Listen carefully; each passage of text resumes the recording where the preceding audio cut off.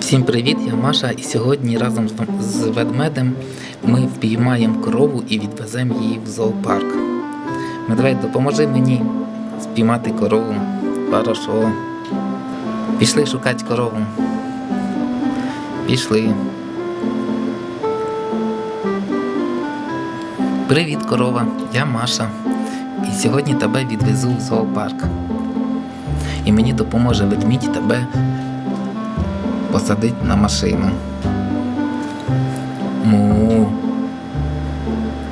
Зараз медвідь приїде на машині.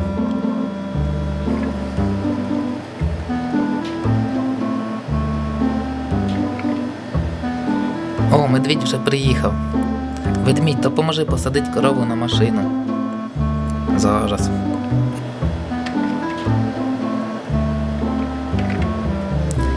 Ура! Ми посадили корову на машину, тепер поїдемо в зоопарк.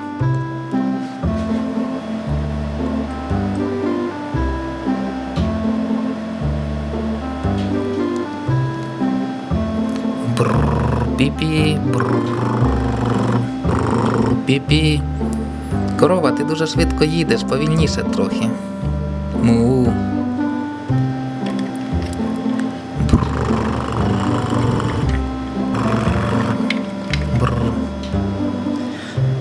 Му. Все, корова, злазь з машини, ми вже приїхали.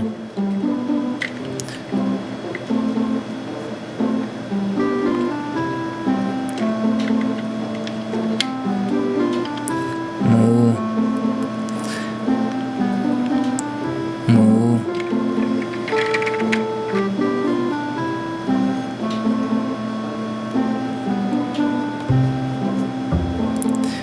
Корова, ми вже приїхали в зоопарк, ти тепер будеш тут в зоопарку жити. Всім пока.